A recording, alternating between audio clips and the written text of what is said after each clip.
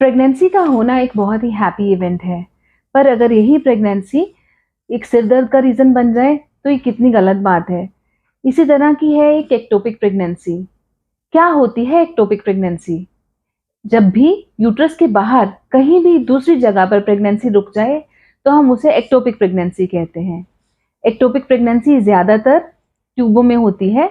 उसके अलावा बच्चेदानी के मुंह में, पिछले ऑपरेशन के टांकों में, अंडदानियों के ऊपर या आंतों के आसपास भी एक्टोपिक प्रेगनेंसी डिपॉजिट हो सकती है।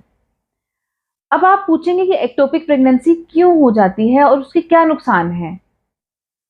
जब शुक्राणु और अंडा आपस में मिल जाते हैं, तो जो छोटा एम्ब्रियो बन जाता है, वो ट्यूबों के थ्रू गुजरता हुआ ही बच्चेदानी तक पहुंचता है।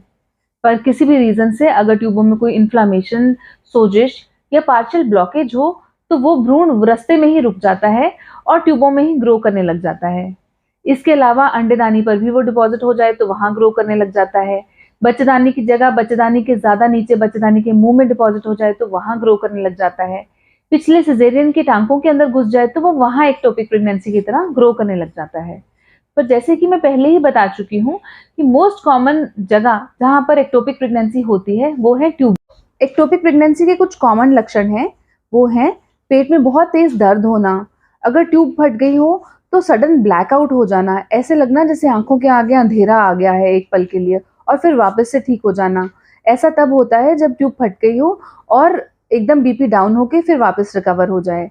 इसके अलावा परसिस्टेंटली ब्लीडिंग या स्पॉटिंग होते रहना भी एक्टोपिक प्रेगनेंसी का साइन हो सकता है। एक्टोपिक प्रेगनेंसी दो तरीके से प्रेजेंट कर सकती है। एक, जब वो फट जाती है जिसको हम रप्चर्ड एक्टोपिक प्रेगनेंसी कहते हैं, और एक अनरप्चर्ड एक्टोपिक। एक्टोपिक प्रेगनेंसी क्यों खतरनाक है? एक बार ट्यूब में अगर प्रेगनेंसी रुक गई है तो वो वहीं ग्रो होना शुरू हो जाती है और उसके सेल्स प्रेगनेंसी के वहीं मल्टीप्लाई होने शुरू हो जाते हैं। अब बच्चेदानी में तो फैलने की बहुत सी क्षमता है, जो एक बच्चा हो, दो बच्चे हों या कई बार तीन तीन बच्चों की ट्रिपलेट प्रेगनेंसी भी बच्चेदानी आसानी से संभाल लेती है। पर जब हम बात करें ट्यूबों की, तो वो इतनी पतली ऑर्गन्स हैं कि उसके अंदर बच्चे को ग्रो करने की बिल्कुल जगह नहीं होती। एज अ रिजल्ट ग्रो करता हुआ बच्चा जो स्पेस नहीं जिसको मिलती, वो ट्यूबों को फाड़ देता है और ट्यूबें क्योंकि बहुत वैस्कुलर होती हैं, उनको ब्लड का फ्लो बहुत तेजी से मिल रहा होता है, तो वहां से तेजी से ब्लीडिंग पेट के अंदर फैलने लग जाती है। इससे पेशेंट का ब्लड प्रेशर डाउन हो जाता है और पेशेंट हेमरेजिक शॉक में जा सकता है। अब आप पूछेंगे कि अगर हमें पता चल गया है कि एक्टोपिक प्रेगनेंसी है, तो क्या हम वहां से प्रेगनेंसी उठा के बच्चेदानी तक पहुंचा सकते हैं? नहीं, क्योंकि भ्रूण जिस स्टेज पे डायग्नोज होता है कि वो ट्यूब में ठहर गया है, तब तक वो वहां पर जड़ें कर चुका होता है।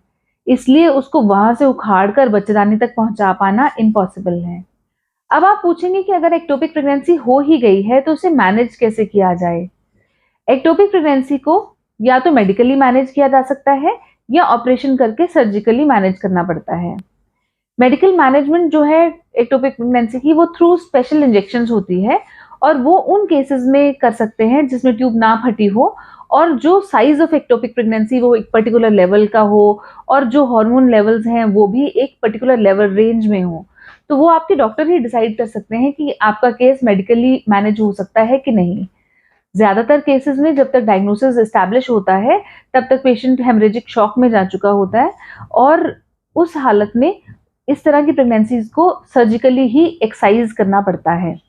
घबराएं नहीं, अगर सर्जिकली आपकी ट्यूब को एक साइड से काट के निकालना भी पड़ रहा है, तो दो ट्यूब्स होती हैं, तो सेकंड ट्यूब से भी आप प्रेगनेंसी अचीव कर सकते हैं। अगर सर्जरी के टाइम पे कुछ साइंस ऑफ इन्फेक्शन जो कि ट्यूब की ब्लॉकेज कर रहे हों, वो मिल जाते हैं, तो उसका ट्रीटमेंट साथ में ही शुरू किया जा सकता है ताकि इन फ्यूचर आपकी दूसरी ट्यूब अफेक्ट ना हो। पर फिर भी अगर आपको एक बार ट्यूबल प्रेगनेंसी हो गई है, तो there is a very high likelihood कि आपकी नेक्स्ट टाइम एक्टोपिक प्रेगनेंसी हो सकती है। इसलिए आप जागरूक रहें और जैसे ही आपके पीरियड्स के डेज ओवर हों, तो हॉस्पिटल जाके आप अपना डायग्नोसिस जरूर बनवाएं कि प्रेगनेंसी आपके यूट्रस तक पहुंची है कि नहीं। एक्टोपिक प्रेगनेंसी को डायग्नोज करना काफी पेचीदा है और कई बार मिस भी हो जाता है, क्योंकि यूट्रस के साथ लगी हुई ट्यूब्स बहुत पतली और झिल्लीदार होती हैं, तो शुरुआत की प्रेगनेंसी कई बार उसमें देख पाना इम्पॉसिबल हो जाता है। काफी केसेस में जब ट्यूब रप्चर ही हो जाए और पेशेंट शॉक में चला जाए, उसके बाद ही इस कंडीशन का डायग्नोसिस हो सकता है। क्या हम एक्टोपिक प्रेगनेंसी को प्रिवेंट कर सकते हैं? नहीं, हम एक्टोपिक प्रेगनेंसी को प्रिवेंट नहीं कर सकते, पर हाँ, अगर एक बार ट्यूब में प्रेगनेंसी ठहर गई है और उस ट्यूब पर जिसमें प्रेगनेंसी ठहरी थी, उसमें कुछ साइन्स ऑफ इन्फेक्शन अगर दिख जाते हैं और वो इन्फेक्शन ट्रीटेबल हो, तो उसको ट्रीट किया जा सकता है ताकि दूसरी ट्यूब अफेक्ट ना हो और दोबारा एक्टोपिक होने के चांसेस कम हो जाएं। आई होप आपको ये वीडियो पसंद आया होगा और इन्फॉर्मेटिव लगा होगा। अगर आप ऐसे और वीडियोस देखना चाहते हैं तो मेरा चैनल लाइक एंड सब्सक्राइब करें। Till then, bye bye.